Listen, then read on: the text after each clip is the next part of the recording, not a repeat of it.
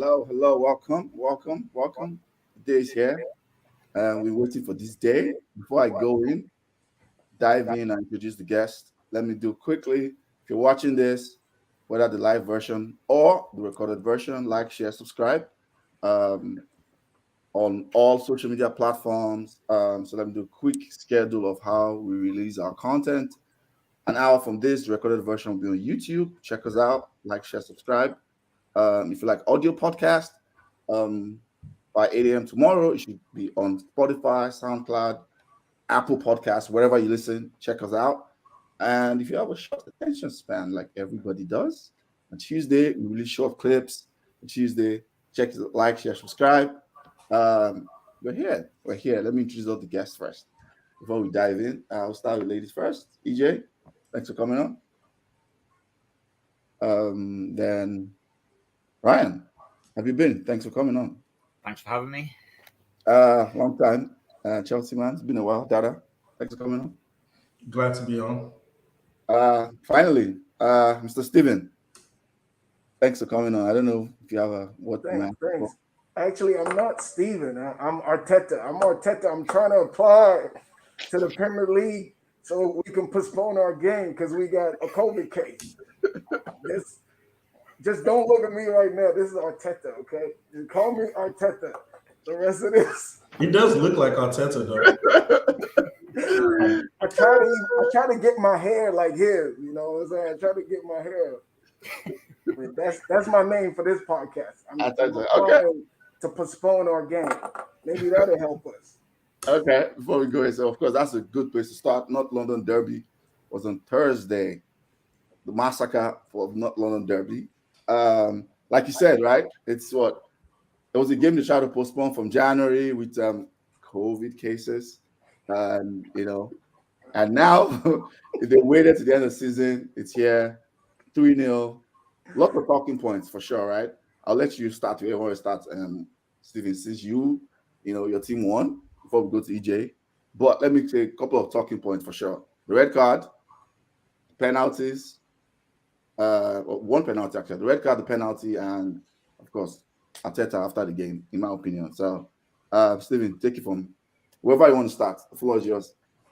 Yeah. Okay. All right. Okay, fine. EJ, you sure you don't want to start? You sure you don't want to go? No, go ahead. Winners first. Good.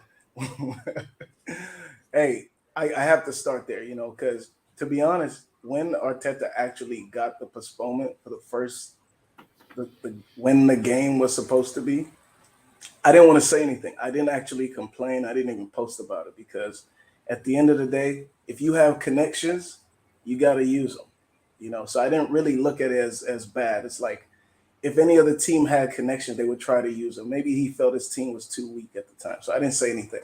But for it to result in playing us at this moment of the season when we're actually stronger, when we have actually the new signings bedded in, and for it to result in a red card and a 3-0 loss, I thought it was just, chickens come home to roost. You know what I'm saying? To be old South about this. But the game, the red card had a big impact. Let's be honest. Okay, anytime you have a big game like that and you have a red card, it's going to affect the rest of the game. It made it easier for us. And we don't like to play easy NLDs. We've had a couple, and I just don't enjoy it when it's too easy in the NLD against Arsenal. So the game was all right, but I didn't think it was anything really special just from a fan entertainment point. I enjoyed it because we were beating up on Arsenal, but for most of the game, we were passing the ball around, keeping possession, Spurs, tiki-taka. It wasn't a challenge, it really wasn't a challenge.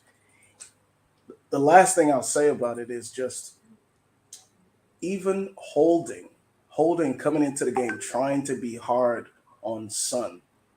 I couldn't see what he was actually doing from a defense standpoint, apart from just fouling Son.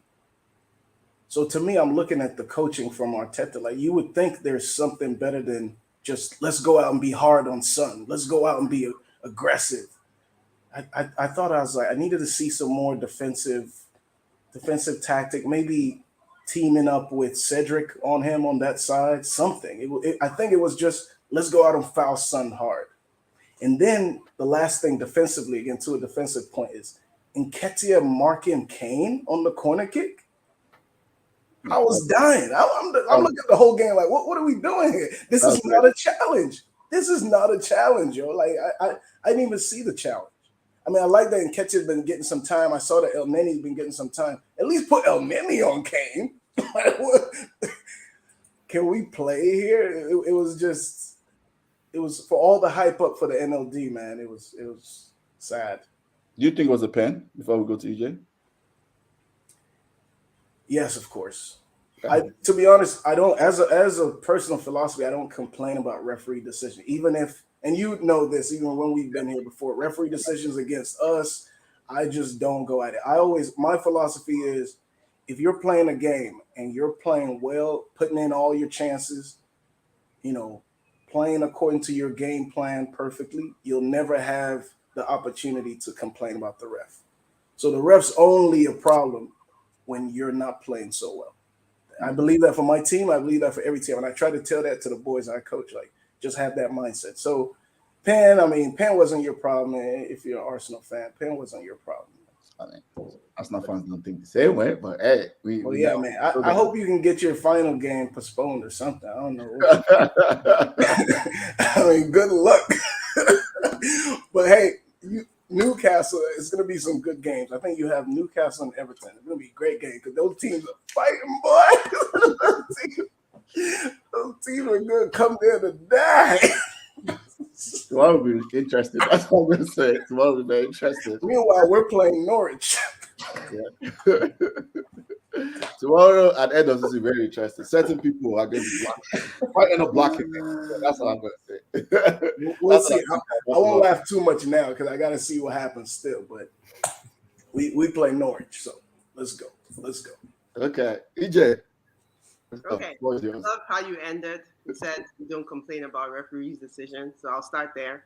I love to complain about referees' decisions because they always get it wrong. And we'll start with that penalty. Penalty, really? Like, I didn't even want to start there. I had my whole speech lined up. I didn't want to start there, but we'll start there. When Tierney, who is a horrible ref, when he called the penalty against us, what did he point to? His hand, right? He called it was a handball. Was there a handball? No. So he calls a handball, immediately points to the spot. And then when they go to VAR, they manufacture a penalty out of thin air because 3 players jumped up and 1 player fell down. That's exactly what happened. It was not a penalty. If he didn't see a handball, he would not have called a penalty. That's why people like Mark Clattenburg said that in the North London Derby, which you watch NBA or no? Ayo, you watch NBA. I don't know about Ryan and Dada. When you're talking about the North London Derby, I want to compare it to maybe a playoff game. This is a derby. Okay. At what minute did that penalty happen? 16th? Yeah, 33rd, I believe. The penalty was before the red card. Correct. Okay. So let's call it 33rd minute. Yeah. Okay, not 30. No, I think it was earlier than 33rd. 22. Okay. Yeah. So penalty before the red card. North London Derby is like maybe a playoff game. Not the finals, but just like a hard-fought game. Let the boys play. You can't insert yourself into the game. Usually, we saw that yesterday. I saw fouls going left and right.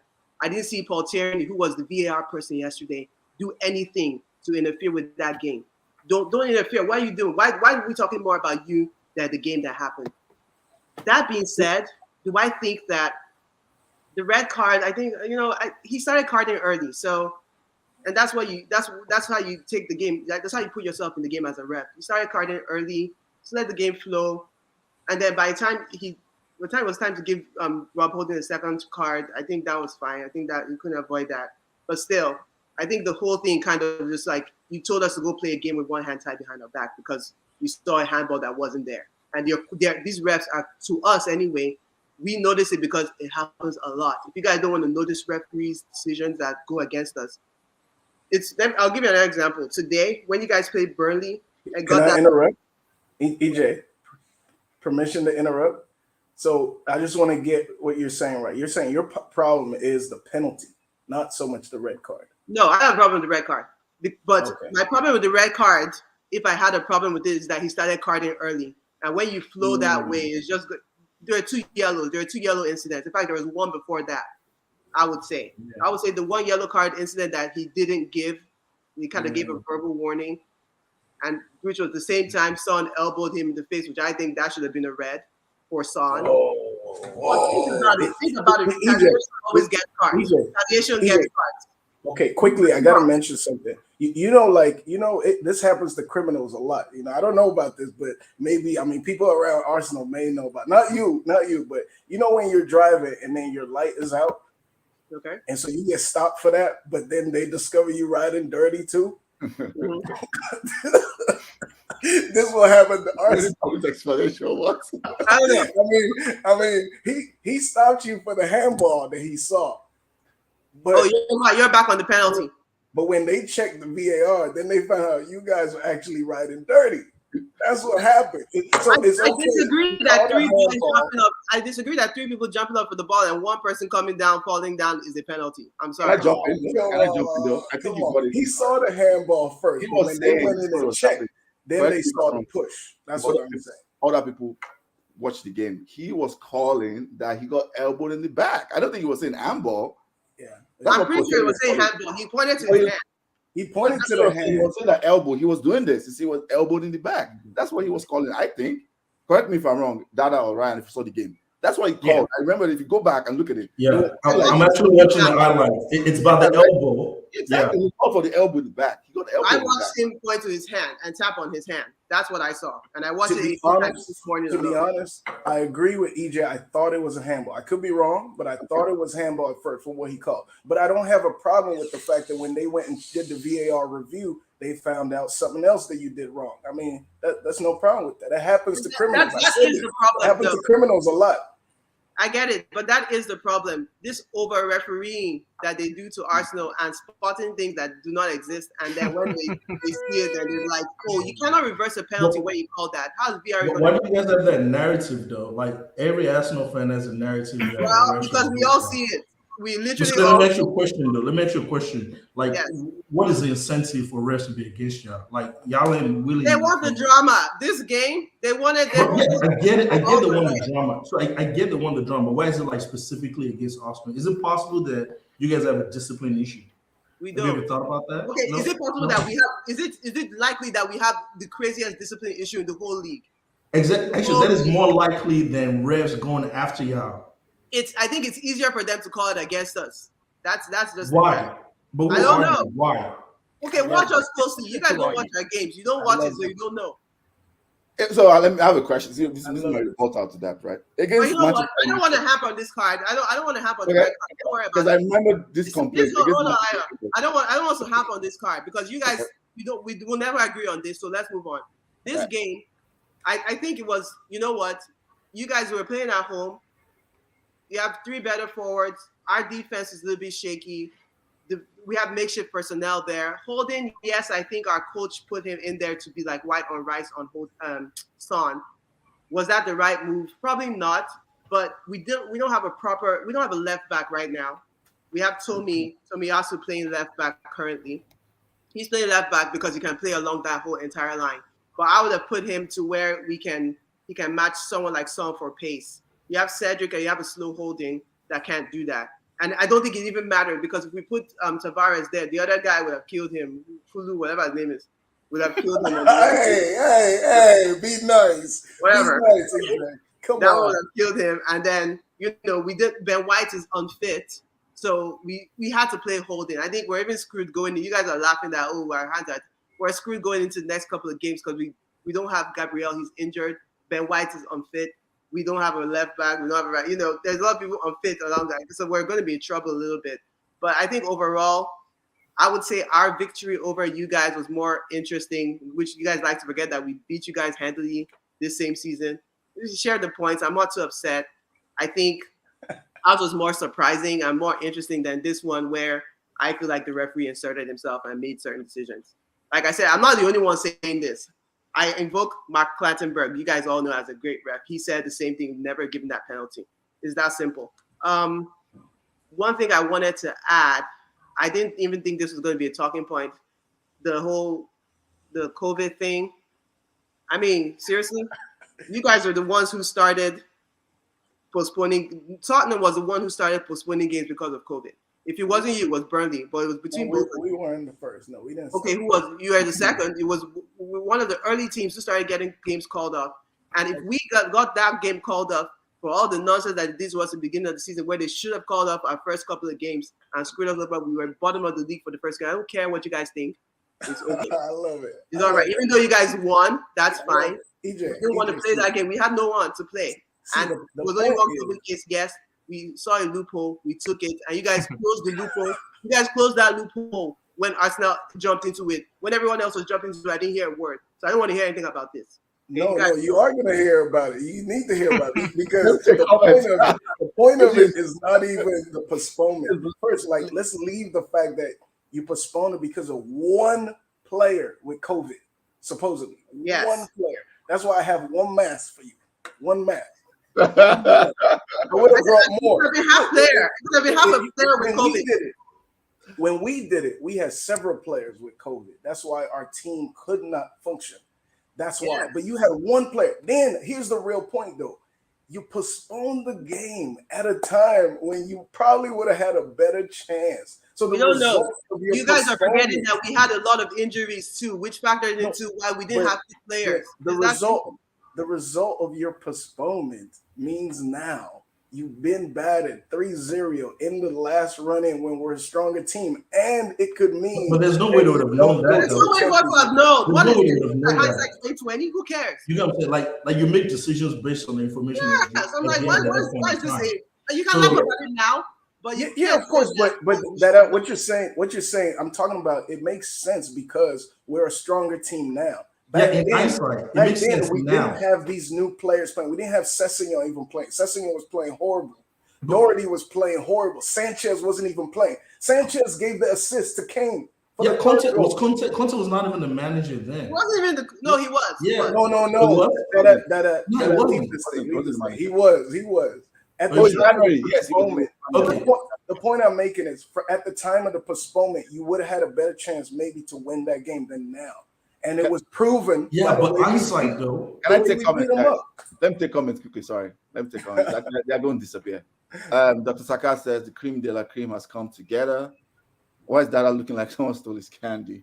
See the smirk on Ryan's face. We'll get to Chelsea. We'll get to Chelsea. Don't go at that, hello, panel. Don't go at that. Go at EJ.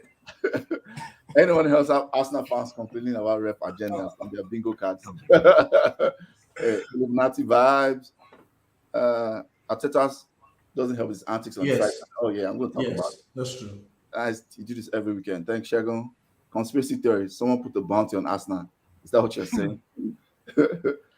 It's incredible to see how even level the Arsenal fans have bought into this refs are against us. The league is against us. Conspiracy. Hola. Who's the other level-headed? Is it that you are level-headed and you believe it? That So it's not be level-headed. Well, that's calling me level-headed. He's assuming you are. It's an assumption. Well, you should know better. And the bus driver of the referees against us. You're driving our agenda. Stop that, please. This when canteens postpones for injury. I wanted to stop that. Yes. Amen. That's why I say. That's why I said when you guys postpone, I actually respected it. Like, hey, if I have connections in the league, you're gonna try to use them. All I'm saying. What connections though? All I'm saying is it actually didn't work out. It actually didn't work out for you guys. That's all. That's what we're saying. Hindsight is. What connection does Arsenal have? Did I miss something? Connections. Obviously. Because you keep saying y'all got connections. Obviously, I don't have the name now. I don't have the name now, but an ex Arsenal executive is on the board of the Premier League. And I'm saying that's how they can get things done like that, because no other team is getting a postponement with one COVID case. But I do remember, like, the rules around game postponement was very weird, and there was a lot of inconsistency around it. Yes, it is. Because I remember sometimes, like, even Chelsea, I think we were the team that kind of suffered the most out of the top six during that period. But I think it just had to do with the way the laws were. It was like, okay, you starting players, and also keep in mind, the laws were also different for FA Cup. So the FA Cup had a rule where it doesn't matter whether it's your first team or your second team, as long as you can field X amount of players. Where I believe the Premier League was more lenient There were loopholes, right? There were loopholes. Okay.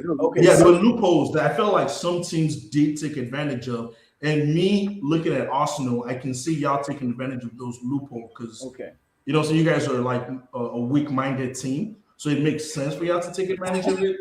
But I don't think, there was any nepotism going on. I just figure like you guys were smarter, you guys saw an advantage, and being the team that you are, you guys took advantage of it. So for me, there's no hard feelings, man. I mean, you guys do what Chelsea fans not talking. You guys still have 2 games in hand based off all the games that you missed around that time. Leicester's another team that took a lot of games off. Like it's hilarious, and it's what I say that like the spotlight is on us in a strange way. When we took those games off, when we tried to get that game canceled, postponed, because we were a decimated team at that time. Literally, the line started getting drawn better. Like that's when they decided, we need to make this clearer. When other teams were doing it, they weren't like, we need 7 positive COVID tests. That didn't happen. So you know what? I think you guys deserve this victory. I think it would have happened. I'm not sure if it would have happened back then, but I think it's good for you now. It makes for better TV that you guys are able to get this victory properly, and you guys are peaking at the right time. I wouldn't say we're not peaking at the right time because we did win 4 games in a row before this game. So we'll see. We'll see how whatever you're doing is not peaking. It's not peaking right now. I didn't say we're peaking, but I wouldn't say we're not. Because again, we did win 4 games straight before this game. We lost 2 games before that, but the games we won were like strong games. I wouldn't say you're peaking or you're not, but it's definitely. I wouldn't say you guys are peaking or not, because I saw the game today and I don't know what happened. I think that was also. It was a clear handball today, but anyway. No, that was a handball. Don't get me wrong. Just to say on the postponement thing, do you know that we could actually get deeper into this? To your mention of the rules let's not. But at the same time that this happened, let me tell you why we mentioned this. At the same time that Arsenal was postponing this, and I'll say for the record, they're the only team who got a postponement with 1 COVID case ever. Now, at the same time this was happening, we got kicked out of the Europa League because we had 5 COVID cases and couldn't field a team. And because y'all didn't want to play it. We got kicked out based on the point that they said we could have brought in our youth team players. Okay, and that's a different competition. Am I right? Let's just hold this to measure. I know the rules are different, but even in the Premier League, you could not do it with 1 COVID case. But at the same time this was happening, we actually got kicked out of the league for that. So all I'm saying is all this at the time I didn't want to complain, and I didn't complain at all. But to see this come to roost now in a 3-0 battery is just funny. It's funny. Like, come on. I don't find it funny, maybe because I'm a fan. I don't think anyone else except for you guys found it funny. And honestly, everybody forgot. Okay, yeah, that's fine. But I will say this: I think it was clear when you guys. Even Will Smith found this funny. Come on, man. I think it was clear when you guys fell out. Was it Europa or Conference League? Conference League. Okay, so it was clear when you guys fell out of Conference League that you didn't want to play it. To me, that's what I thought. Because you guys weren't interested. You wanted to focus on league. You didn't want to play the Conference League. I didn't see that as anything. EJ, come on. I know you to be more level-headed than that. You don't need to say that. Like, it was obvious that we were kicked out of the league. We were kicked out because we couldn't field a team. And that's you guys were kicked out because you weren't even. Was it in the group stages that y'all got kicked out at? It's on record. I'm going to jump in now. So it's 25 minutes. So I'm going to move on. All right. Ryan, any comments before we move over to Arsenal about all talking points? Let Ryan say something. I don't really deal with matters of. No, I'm joking. I mean, obviously the game changed. The game changed once that penalty was given. I actually thought when the game started, oh my gosh, Arsenal might actually do the job here. They were looking decent. I think once that penalty got given, everyone's head for some reason just dropped. And once your head drops in the Prem, once your head drops, and a team like Spurs, you saw what they did to Liverpool the other day. We scraped to get a goal back against a resurgent Spurs team. When they're firing, their front 3, to me, are the hottest in the league right now, more so than even Liverpool's. I mean, we haven't been scoring the way we were scoring at the start of the season. I think, after Diaz, my bias, that Kulusevski has probably been one of the most informed players in the whole league. He's good. I only known him from FIFA. I only knew him from FIFA before, but the guy is the real deal. He's a baller, and Spurs have got themselves a gem. So, I mean, Spurs deserved it. They played well. They deserved what they got. I won't touch on, refereeing decisions or anything like that, because the way I see it is every team will find moments where the ref has, screwed them. So, Correct. I'm still fuming at Man City not getting a penalty against them for flipping Rodri. So we'll all look for moments, when it affects us, and a lot of the points that you make will be valid. But I'm just ready to talk about Chelsea, Liverpool. So okay, my thoughts about it. I think for sure, just piggybacking what you said. I always say this thing like they even out at the end of the season. That's why I kind of never care about they always even out, right? And the funny thing is the same exact type of call, happened against Manchester United. And they got a penalty, Saka. That game, Arsenal got dodgy calls that day. A lot of dodgy calls. Because we're like, yeah, whatever, we suck. Nobody we suck. But you got a lot there. There was a clear penalty on Cedric, pretty much became Kyrie Irving in the penalty box. Like, this is a clear penalty. They didn't blow it. There was one on Elanga. They didn't blow it. Like, there were a lot of dodgy calls. So it happens. We're happy because for the first time it favored us. Okay, so that's for the first time. Anyways, so that's what I think. Moving on. Overall, I think I just need consistency. If I see it called here, I want it called there. That sort of thing. Like, if you're going to call it for us, call it for everyone else. That's what I'm saying. Just to mention a last point, what happened today with Burnley, we got the advantage based on a handball, right? Which is really unlucky for Burnley. But we were in their position last season. We had one game like that against Everton, I think. Just a weird handball and we lost. So you're right, Ayo. It evens out. Might not be over a season, but across a period of time, it evens out, Let me take comments for this up here. Dr. Saka says, good result. Spurs defeated City and held us. Clearly better team. Ipenam, that's all. Okay. I wish Liverpool wins the champion now, please. Who cares about that? I wish Liverpool wins the Champions League. Kudos to them won the FA Cup. Thanks, Shaq, for the comment, but everybody knows how I feel about that. Conte said Arteta moans. Now the fans are clearly supporting Arteta in that department. So yeah. And can we stop sharing doctors' comments? No, share them. I miss him. I like if what he did is molding. I really enjoyed it because what it did was kind of take the blame off the boys. I get what you said, Ryan, about how they put their heads down after the goal, and they're young. They're all like I keep saying, these boys are 24 and under, all of them. So I think he saw some things that he didn't like, sure, but he didn't want to put the pressure on them, and he wanted to get their minds ready for the next game. So I'm team Arteta, man. Arsenal fans just believe that other doesn't give a so laughable. Simple facts. Most refs are shy. They have no reason to push a conspiracy against one club. Yeah. Some of them are Chelsea fans. The VR did it yesterday. Have more decisions in their favor than most. Okay. See, that's the facts right there. VR Shante on ESPN says Arsenal actually have more decisions in their favor than most. Okay. You guys start calling out we call out all our stuff. Nobody calls out their stuff, so we look like we have more. So I think even on average, it sounds like Arsenal gets more dodgy calls than you guys because you guys don't complain. Complain now. Let's see.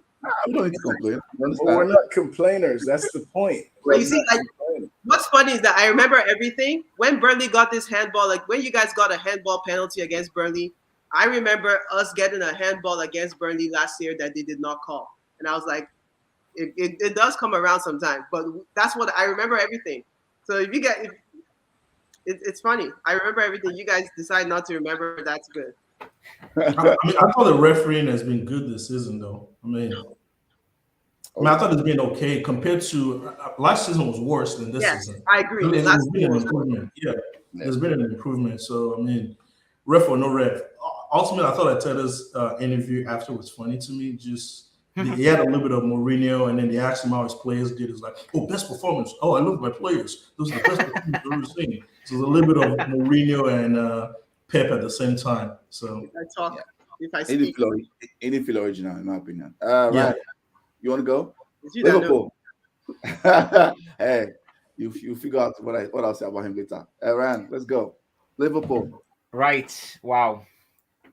My nerves. I feel like my nerves are still jangling from yesterday. Honestly, I thought we blew it. See, we started well, and I felt like that first 15, 20-minute period where, you know, Diaz just kept finding space, running down that left and shooting. I just felt as though we need to take our chances now, because I was having flashbacks of the Carling Cup or the Carabao Cup final, and you know, I feel we dominated that game. And I mean, it was fairly end to end, but for some spells in the game, Chelsea controlled it as well. And as soon as that started happening, and the moment Mo went down, even though when Mo went down, I didn't actually think he was doing too much, causing too much damage. But at the same time, it's Mo Salah. He's a threat. You know, just having him on the field, he will get you goals, whether he's playing well or not. He can get you goals. And when he went down and had to come off after 30 minutes, and then Jota came on,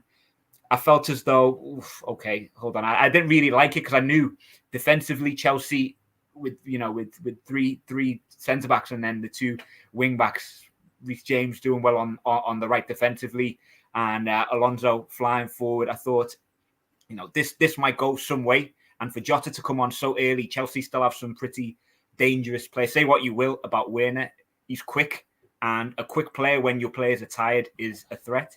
Yep. And just little things were leading me to believe that today's just not going to be our day. And I said to you before we went live, I was talking to my brother, and I said, if we get a result in this match, it is going to be in the most agonizingly painful way to watch, where, you know, it just sucks the soul out of you. And of course it did. But, you know, fair play to Chelsea. They don't make it easy for us ever. I think, you know, four games this season, 4 draws, and having to go to penalties to win. You know, it's no easy feat against Liverpool. And even though they're not having the best of seasons, they haven't made our lives easy. So, you know, credit where it's due. But it feels good. It feels so good to get the FA Cup, because I don't know if you guys have noticed, I don't comment much. When Liverpool are doing well, I don't say anything. I keep quiet in the forum. All you'll see me doing is just hearting people's posts. Little like here on Doc's post, little heart here on Ola's posts. That's so superstitious. That's all you'll get out of me. I'm not putting any I mean, I still have flashbacks to one game against Southampton, where I typed, "Can we play you every week?" when we were 2-0 up. We lost 3-2. That still haunts me till this day. So you won't catch no slip-ups from me this season. I'm just going to enjoy the ride and enjoy it. The more trophies that come, the more I will enjoy it. But yeah, it's a good time to be a Red, I must say. I don't understand all you fans, though. I really don't, man. Because I remember, man. I keep saying this. I know it's such a long time now. I'm getting old. When United were on top, I was an asshole, man. I was front and center, talking shit. All of you are just very measured, you know. See, Doc does that better than me. I leave it to him. He's my enforcer. He can do all that. Ola's a bit more level-headed. Doc, he's the one you send him with a battering ram. Me, I'm just, you know, overseeing from the background, loving every minute. I'm just letting everybody know, though. I'm just measured because. Don't worry. Once after the Champions League final, depending on how that turns out, I may bring a little something. The minute United becomes good, I'll be insufferable. I'm just letting everybody know. Dada, let's go. When will that be? We don't know. I'm just going to say. We don't know. Let's go. Chelsea. Man, I mean, not a whole lot to say. It was a game of. It felt like deja vu and non. So what? No, go ahead. I have something else. Just keep it about Chelsea. No, it felt like deja vu and non-deja vu at the same time. I just don't know how to explain it. Like, it just felt like, man, I've seen this before. And then there was a part of it I was like, okay, I've not seen this before. So I don't know how to explain. I don't know how to explain the game. So a couple things for me is, at the end of the day, I think there was the commentator said Liverpool, they've only lost 3 games in 68 games. So I feel like, you know, when it comes to, in terms of team quality, we matched We matched. I laugh. It's just like time from Arsenal fan TV. Remember she from 1978. Go ahead. That's cool. But I felt like in terms of quality, I think we matched Liverpool. But I think where they edged us in the League Cup and the FA Cup was really mentality. And I know that's not something you can quantify. And the reason why I say that is every time Chelsea had momentum, Liverpool had a way of just composing themselves just a bit to where there was never continuous momentum, right? But then every time Liverpool had momentum, it looked like they were going to score. And you saw the difference between both two teams. And the other spot where I felt like, Chelsea were just a little bit below Liverpool was when Salah went out, nothing changed. Nothing changed in the game, right? When Van Dijk went out, yeah, you can see a little bit of changes, right? Chelsea had momentum, but overall, the team just kind of maintained its cool. Now, the big problem with Chelsea is you looked at it really came down to the sub. Ruben Loftus-Cheek came in. We brought in Barkley. We brought in CH. And at the end of the game, I wish I had Tuchel's number because I was just going to call him and be like, hey, I got a question, bro. Why didn't you bring in Timo when Van Dijk came out? Like, that was a legit question. Like just explaining to me, like, what was going through your mind? I mean, these coaches, they know things that we don't, but, like, I just don't get it. Was so bad. A Liverpool fan messaged me and said, hey, man, I got a question. Why didn't you guys bring in Timo? I don't get it. It doesn't make sense to me. That's what I was fearing. Werner coming on. Honestly, I'm not going to lie to you. I was terrified that if Werner comes on, we're in trouble. Exactly. I just felt like that was like our opportunity to win it. And when it went to penalties, I knew Liverpool was going to win because that all boiled down to mentality, right? It's like when you're winning, there's just a winning mentality. You just feel like, man, I've been here before. I've done this. Like, let's go get our title. Let's go home. Like, no matter what, it was kind of like, let's just get our title. Where for Chelsea, this was our third FA Cup loss. And at the end of the day, no matter how much we praise players for having, psychological fortitude, they're still human beings, right? It's like you could see it in their composure. You could see it in their face. Like, man, this is going to happen again. We did this last year. We did this the year before. So the moment it went to penalties, I knew we were going to lose. I mean, it sucks because, when you have an opportunity to have 2 domestic titles, you walk away with 0. And honestly, at the end of the season, there's really no difference between United and Arsenal. Chelsea, United, and Arsenal, we're all in the same boat. Except all the same boat, baby. Except one is a catastrophic disaster, and the other one is complaining about refs. But at the end of the day, we're all in the same. Baby. Exactly. We're all trophyless. There's no difference. I mean, yeah, we're going to finish top 4, and I think Arsenal is on track to finish top 4. So overall, it's a bad season for us. It's a bad season, and I think it really boils down to 2 things: is while we have good players, overall we don't have a good team. The aspects missing in the Chelsea squad. There's some things that are missing. I can't really, put my finger on it, but there's something missing. The conviction is not there. But yeah, I mean, congrats to Liverpool. It is what it is. Okay, I'm going to hold that. Quick question on that. Who would you have taken off to bring Werner on? I would have taken actually Mason Mount out. Mount didn't have a good game. Honestly, I probably wouldn't have started Pulisic. I feel like that was not a game to start Pulisic. And I know with Lukaku, he's been on good form. I probably wouldn't have started Lukaku in that game. And you can ask a lot of Chelsea fans, when that lineup came up, I was like, nah, this ain't it. This is not it. There's a certain lineup we needed, but that wasn't it. And look at all the chances that Pulisic missed. It's just, that's why I said, like, it felt like I've seen this before. Like, every time Pulisic goes on goal, I'm like, he's not going to score. You just knew it. It's like you knew it. So, yeah. Because that's offering the consideration for the coach, right? You might feel like, okay, Werner will stretch the team now that Van Dijk is on. But to get him on, you're removing the qualities of somebody else. Like, Pulisic has been much better, much more decisive than Werner in finishing situations, So a coach, he's thinking that. He's like, if I remove this guy, those are qualities that could help me in the game. What does Werner bring? Why bring in Barkley? Werner really, to me, what he brings is just running. But that's what I'm saying. But that's what you needed, though. In a game like this, tired legs, all you need is a runner. You don't even need someone that can score. You just needed a runner that can create. How can you say that? No, serious. I agree. I agree with that point personally. That's why I was when even the commentators couldn't believe Werner wasn't that game. Liverpool, Van Dijk does not come off. Yes. Ever. Van Dijk does not come off. He was shattered.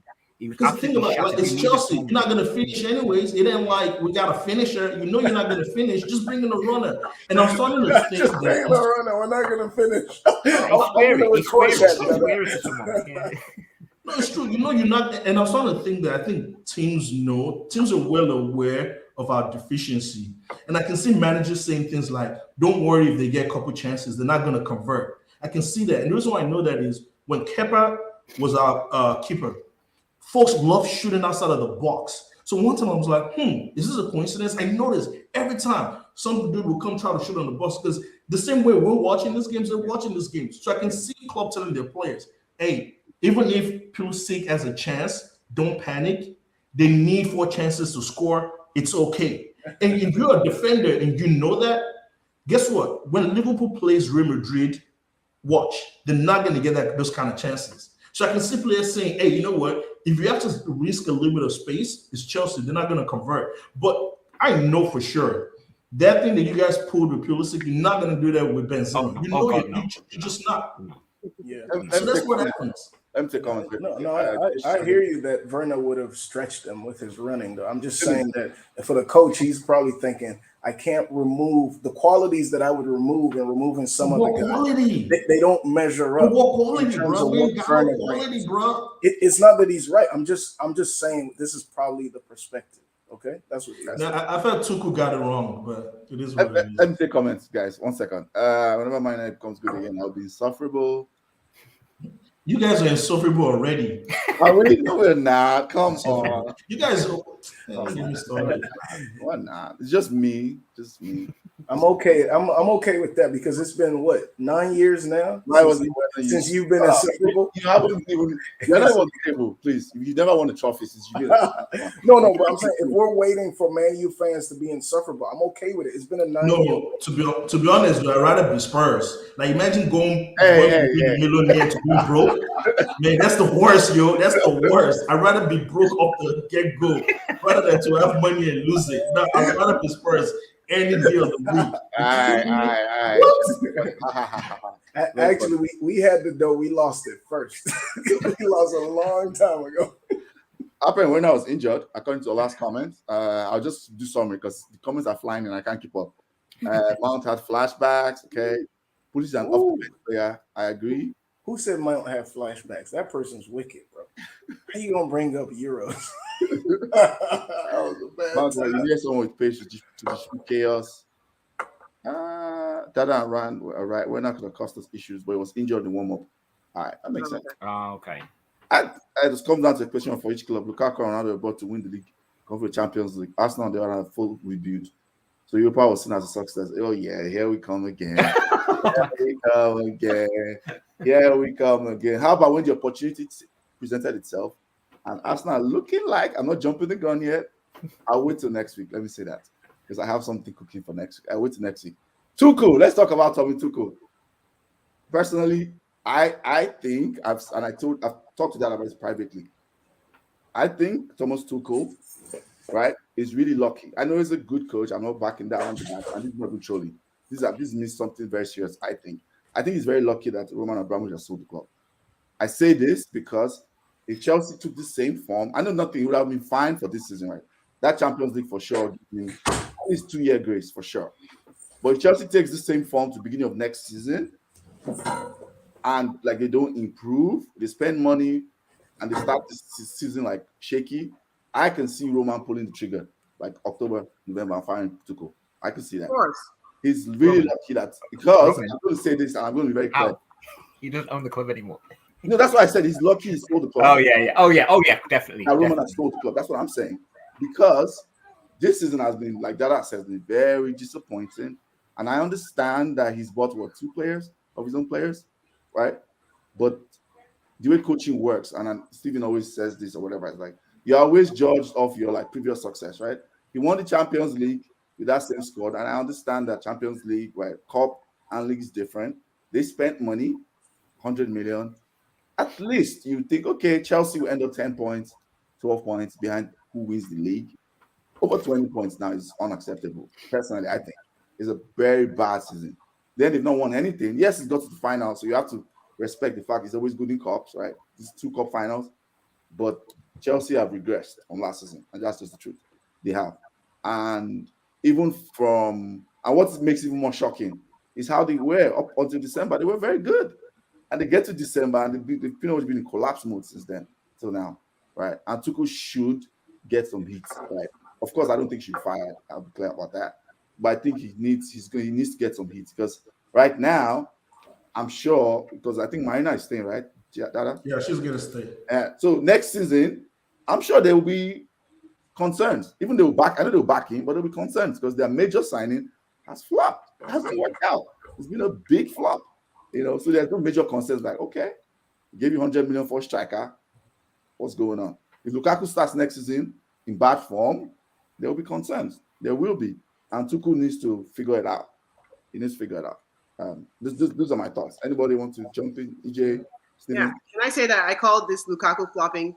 And then also I called Tuchel not staying there for over a year and a half. However, I agree with you that I agree that he's probably going to stay longer than a year and a half because Roman is no longer the coach. The game yesterday, I thought, like you guys said, I think Liverpool started out strong and then Chelsea came back, and then towards the end, it became something I fell asleep on. I was honest in the group because it was just too. It was cagey. Nothing major was happening, right? It was a cagey final. Yeah, and then the penalties. I thought Chelsea would get it once they saved Mane's goal. Same. Right? Yeah.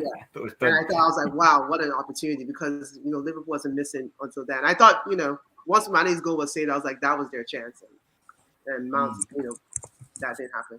But yeah, like you said, that is a mentality thing. Like they're on a roll, Liverpool's on a roll. They see the end in sight. They're going for it. So it could have gone either way. I felt bad for Chelsea fans though. But yeah, I'm thankful that Man City exists. I know they're my rivals. I know it's crazy to say that, but I'm happy. That's what I'm going to say. Because if Man City did not exist, my goodness, this season, it would have been 4. Social media darkness. It would have been quadruple. I've been honest. Yeah, it would have been quadruple. It would have been a quadruple. Yeah. I will say one thing I have a question on is why is this whole Lukaku underperformance being framed as Lukaku only being to blame? It's not being framed as Tuchel being unable to manage him properly to get the best out of him.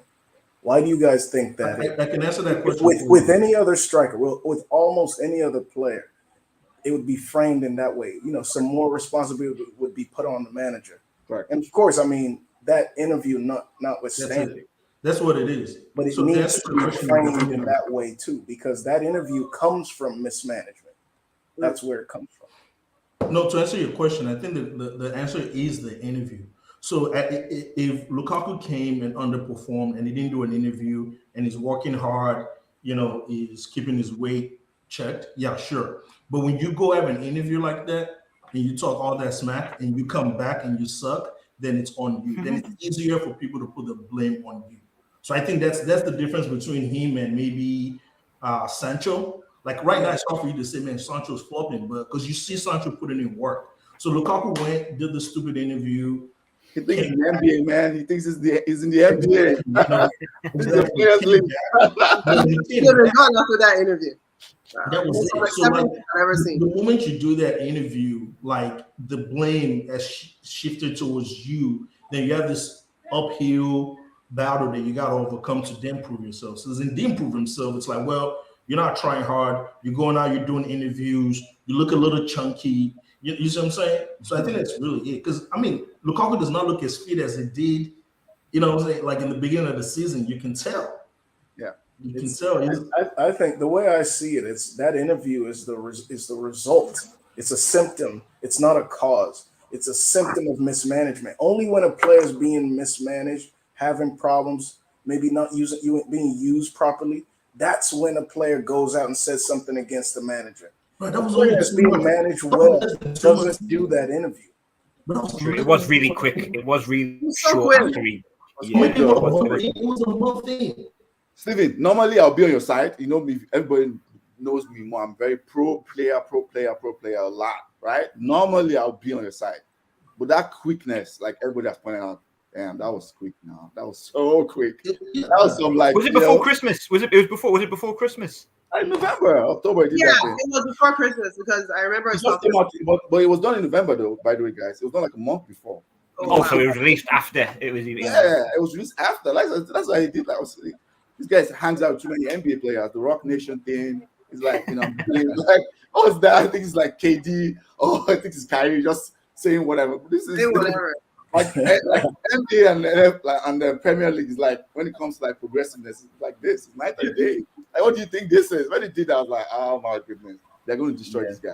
You know, because there was already a bias. I remember how he left. There was a big bias of how he left Manchester United. You guys remember when Gary Neville? That's the thing, though. Yeah. I was a pro Lukaku. Gary Neville did that nonsense podcast where he was going at him. Like, there was a big bias from the press. Oh, I remember. Yeah, I remember. When he left, was getting annihilated in the press. Yeah, but it was spearheaded by Gary Neville. Then he was getting. I was against it. Like, come on now, Gary, this is bullshit. You know, he went against Lukaku, Pogba, and all those guys. But when he came back and did that, I'm like, okay. Let me just say quickly. I hear your points, though. I hear your point. And when he does that, he does put blame. But when I just look, just even a simplistic view of Lukaku's performance in the Premier League and the Italian, I've always seen Lukaku do well when he's playing, running the channels near the wing, kind of like Henry in a sense, not playing as a center forward target man, but running the channels on the ball. And that's how he played at Everton. That's how he played at West Brom. That's how he played in Inter, playing in a 2 with Lautaro, right?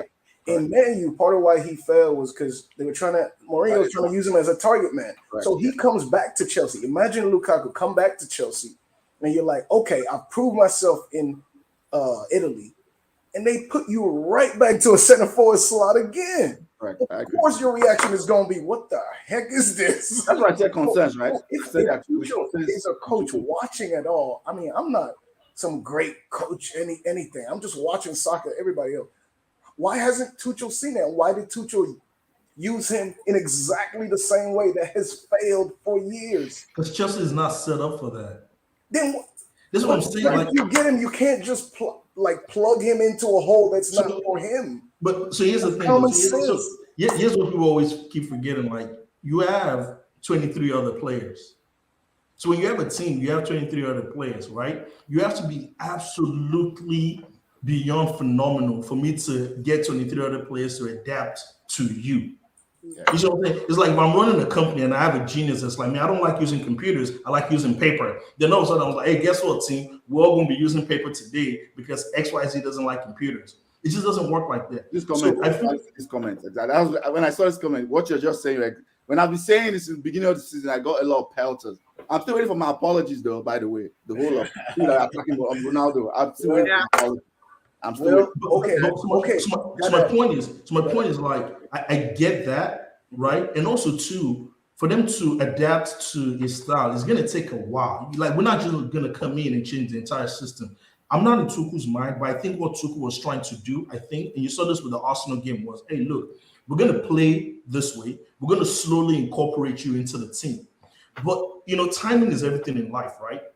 Lukaku got injured, got COVID.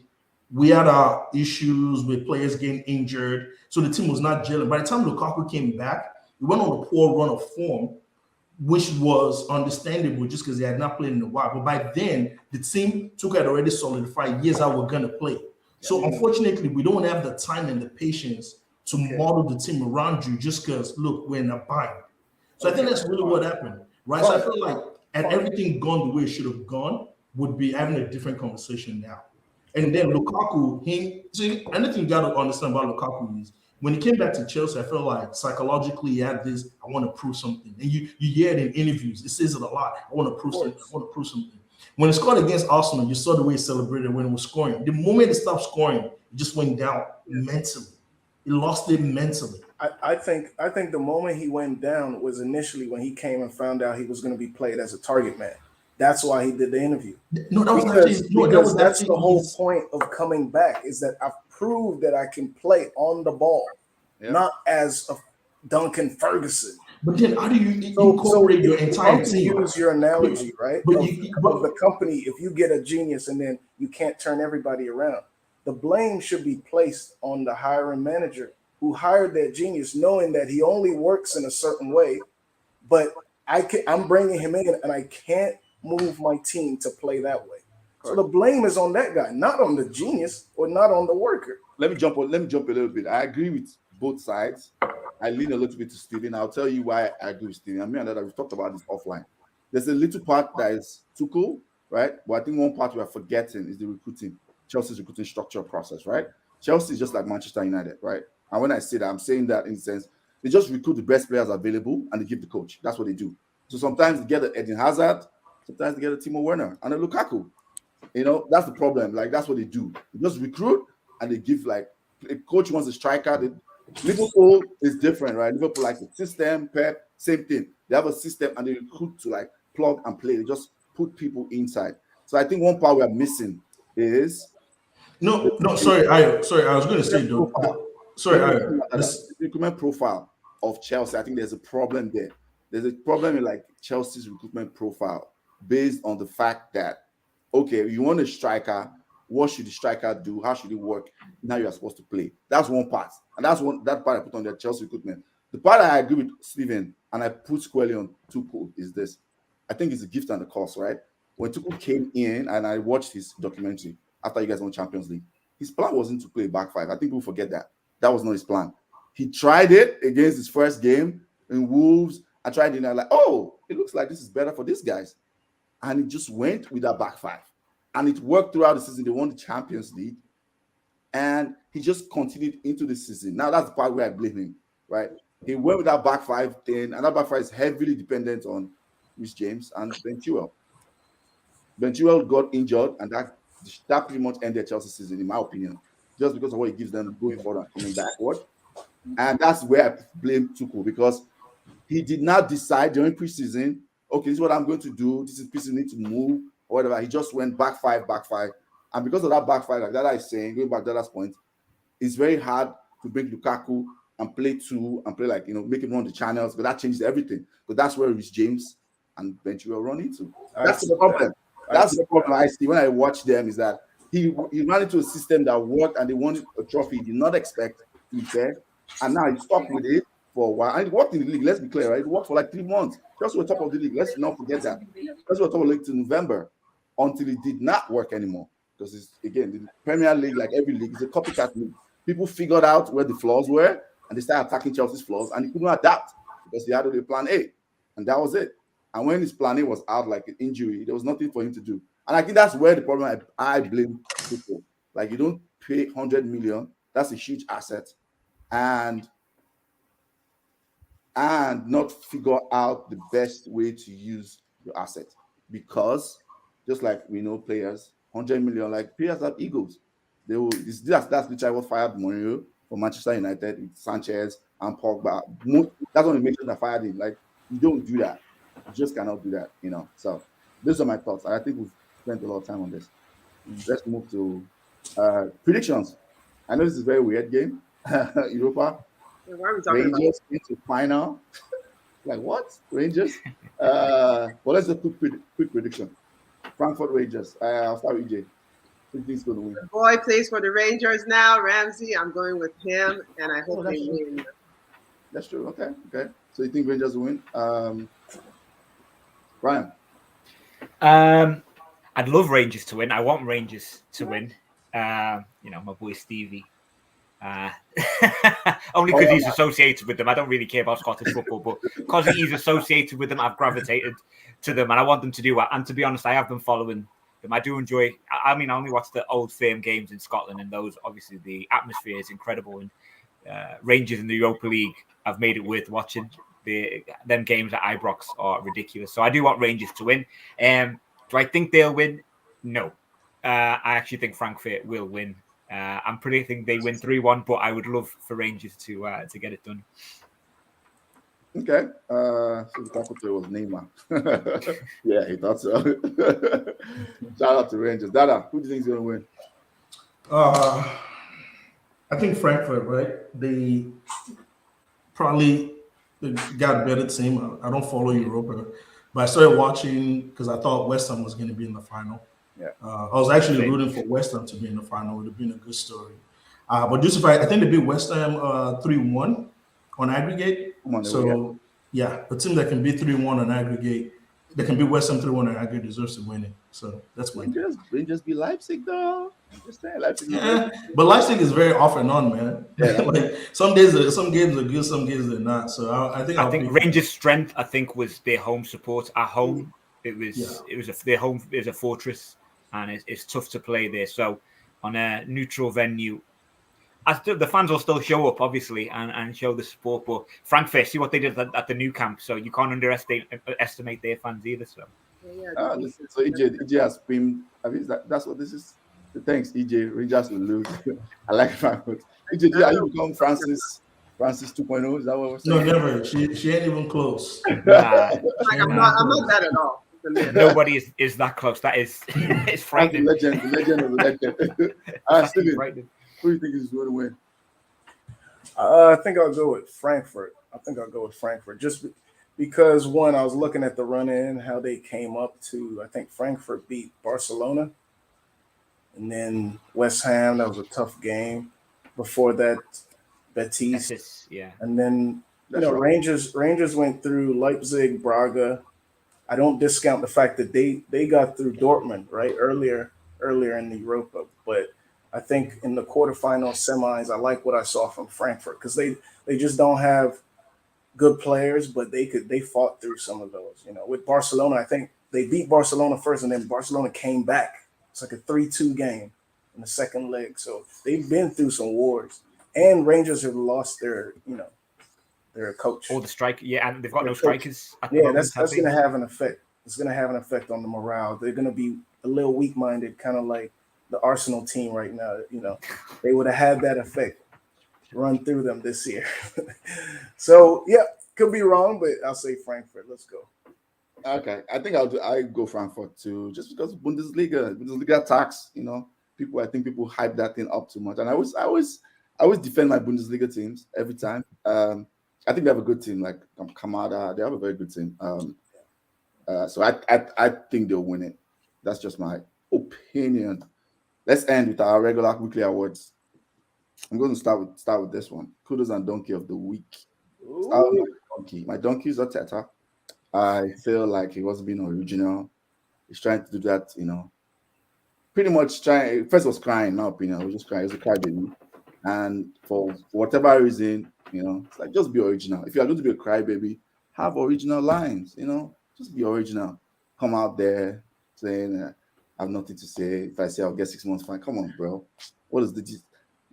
Is this Twitter? Is that what we're doing now? Like, be authentic. Because he was clear, right? Like EJ said, I know that he was trying to deflect. I get that, right? But give us something that be original, or at least be creative. It's like 6 months, fine. Okay, sure, whatever. We know that you're not angry. We know he wasn't mad at all. There was nothing to be mad at all. There was nothing. His team sucked. They got battered, and he was trying to create come on. That's how he gets it for me for sure. Because that was just original. Kudos of the week, Mr. Noble, Mr. West Ham retiring. I think this was his final home game. Was it? Yesterday was final home game. After 18 years in one team. I think that's good. It's hard to see that in modern day football. So yeah, Noble gets one. Klopp gets one. And I guess Liverpool won another title. Hold on. How many kudos can you give? I said Noble and Klopp and Liverpool as a whole. The reason why I read something about penalties that he did, I don't know if Ryan has seen that thing, like that he does, how they prep for penalties. They compare. Oh, no, I haven't seen it. You've not seen this? Oh, no, but I will. I'll look into it. Please send it to me. Yeah, I was like, whatever. How they prep for penalties, like where he goes and he talks to the players privately, one-on-one, how he wants them to shoot it, the weakness of the keeper. Oh, he did. He mentioned that in his interview. He spoke to Mane. He spoke to Mane about it, and he took blame because he told them to do the opposite of what he would normally do. Well, he does it privately. Essentially, what they're saying is, Klopp understands like that kind of mentality. Like in this situation, you have to create warmth, trust, don't put players under pressure because penalties it's a pressure situation. Of course. And they compared to Tuchel like doing it publicly. And for balance, they also put in Southgate. did the same thing Tuchel did, where he's asking people, "Oh, you are going to take it?" Like there's a difference, those little differences. Yeah. I thought that was smart. I saw that, I was like, wow, Liverpool is like down to the science. I mean, it sucks, our rivals, but yeah, it looks like they put everything down to the science. So yeah, who wants to go next? Yes, I can go next. All right. Sorry, please go ahead. What? EJ, go. Okay. Yeah, I think I have the same kudos and donkey, sort of. I'll give my kudos to the Tottenham squad for, sliding into fourth spot and beating Arsenal decisively. I think even without, like I said, even without the calls, I think they were the stronger team on the day. And then, they put the pressure back on us. I think, you're the one who called Spurs, I think, since the beginning, even though I believe it was 90% driven by hateration. That Spurs I'm always right. It's just because I'm always right. Even when yeah, I'm sure. right. I mean, remember, the driving seat, we're still the bus drivers of the fourth spot for now. But I think they put so much pressure on us that, like, we have to match their results. I think it's a good close to the season for them. So that's kudos to them. And then the donkey of the week, I give it to their coach, Conte, who believes that he can criticize our coach for moaning when he is the biggest moaner in the whole league. So it's like this guy almost quit. He almost quit. In fact, he has applied for a job at PSG. He's leaving you guys to go to PSG next season because he's not even yet he has the mouth to talk. And if I say I got I'll splash water on him if I was driving past him. Wow. Okay. Tell us how you really feel. Wow. Splash water. EJ, kudos for peeping that in Conte's game. I was laughing when I saw him do that. I was like, really? You can't really go at Arteta on this, man. Come on. Well, you go, Steven. Yours. All right, so me, right? Mm-hmm. Donkey of the week. I have to give it to Holding, man. I just have no time for a player who thinks that's defense. There's so many parts of the game. To use like this analogy is old, but just sweet science of the game of defending, timing. To just come to a game and believe you're gonna just punch somebody, elbow somebody, like get out of here. That's what I call them. Get out of here, man. And to the extent that Arteta was in on that plan, to any extent, he's a donkey too. But I'll mainly keep it for Holding. But if Klopp is telling his players about, come on, I trust you, you're good, you can do this penalty, having these psychological talks that Aya is telling us about, and then Arteta is having talks with Holding. Oh yeah, just go and punch him. Like, what are we doing? No respect for whoever has that plan. And then in our defense, we did account for the fact that Son is a flopper, but that's okay. Everyone likes Son. Hey, man. Get your yeah, like, you like to hate people that everybody loves. I don't know. EJ, this is not working. I'm watching it. EJ, this is not Can't you gonna hate work. Santa Claus? It's not gonna work. You can't go as Son, man. Come on. Yeah, that's why. It's no worry. Anyway, yeah, you can't. Exactly. Like if you're gonna go in with a game plan to punch somebody, Son, really?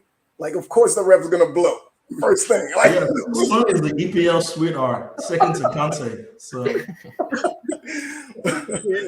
anyway, kudos of the week. Kudos, I'll give it to Harry.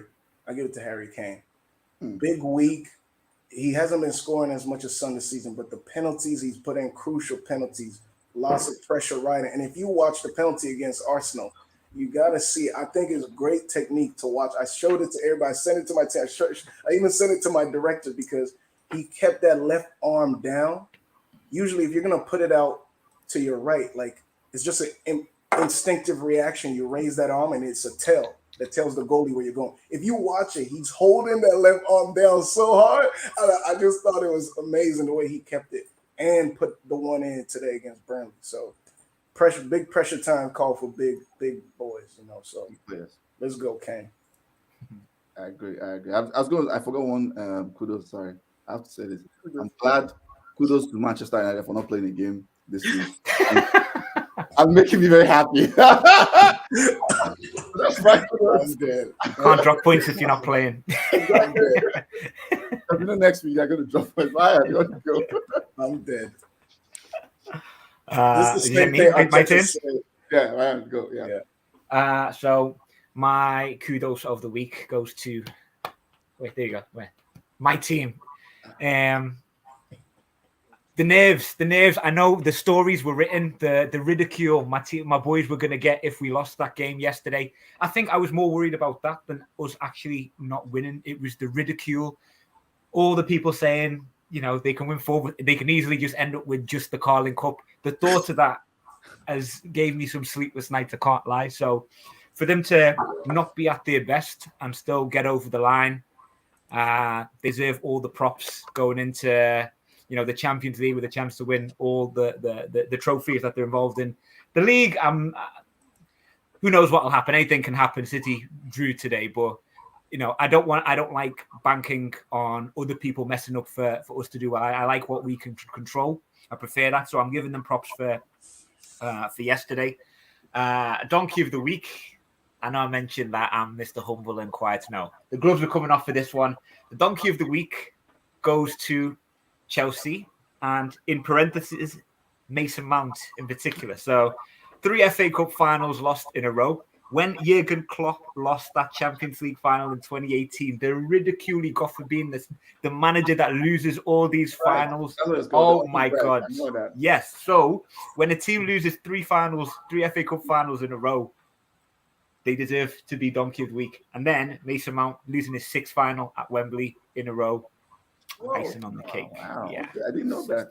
Well, icing on the cake. Yeah, they got 3 FA Cups, Wembley, Euros, something with Derby, I can't remember. And then, Playoff final. Playoff finals, yeah, that's the one. Love that. Wow. Donkey of the week, Thomas Tuchel for not doing the basics. Man, I don't know what else to say to that. Yeah, massive donkey. Little dumbass. But Wow. You can tell I'm really angry about that. We're talking about. and honestly, what's the one? Euro, is that the term? Actually, you know what? I'll give it to the Man City team. Man City team today, being down 2-0 and kind of coming from behind to draw a very valuable point. So I give it to them. I mean, I think the more I think about it, footballing is just all about mentality, man. Once you're a winner, there's just this belief and conviction that you have. And when they were down 2-0, they looked like they were gonna win 4-2. So I think when you have that kind of belief, man, it's important. And like on that note, so I picked Spurs finishing top 4. EJ is a really good friend of mine. And another fact that I just realized, I've met everyone in this podcast in person. I don't know if you guys know that. Oh, wow. So you remember Ryan. Yeah, I've met everyone in person. So that's pretty cool. But anyways, yeah, EJ is a really good friend of mine. I know Arsenal is going to finish 4th, but I predicted Spurs to win it. I can see Arsenal getting 3 points tomorrow in Newcastle. So yeah, props to your sarcasm. Man, I don't know. Yeah, like I'm not a religious person, but I've been praying. Y'all know what I've been praying for. Oh my God! Hey, don't take up too. Hey, don't get too excited, guys. Don't get too excited. Is Tuchel really that good? Or was Lampard at Chelsea worse than we thought? Let's study Everton situation. Hey, it's a good conversation. No. It's just good to think about. It's a good conversation. No, it's not a good conversation. You don't think so? Okay. If you think so. How can you compare? Come on now. Let's not do that. I mean, technically, he's only done what Di Matteo did, hasn't he? FA Cup in Champions League. Yeah, no, you have a point. No, you got no difference. Di Matteo hasn't done more, right? So what? He won the FA Cup. Yeah. Who? Yeah. Di Matteo has done more at Chelsea. You got a point. If you had won the FA Cup yesterday, it'd be a different story. Yeah. So you're only as good as your last result. So it's all. I mean, that's what sports is all about. Agenda was agenda. EJ was number 1. Show some respect, man. Don't call the Blues donkeys. Russian invasion. Oh yeah, sorry, I forgot. Yeah, sure. That's what we care about. Yeah, right. Fighting Ukrainians on the pitch and Russian. This was fun. We had a lot of interaction from everybody in the comments. Thank you for supporting, joining. Like I said, recorded version will be live on YouTube on probably an hour after 50 Fantasy. It's there. Stephen, Ryan, EJ, Dara, thank you for joining us. We've come to the end of the show, and we're out. Take care, guys.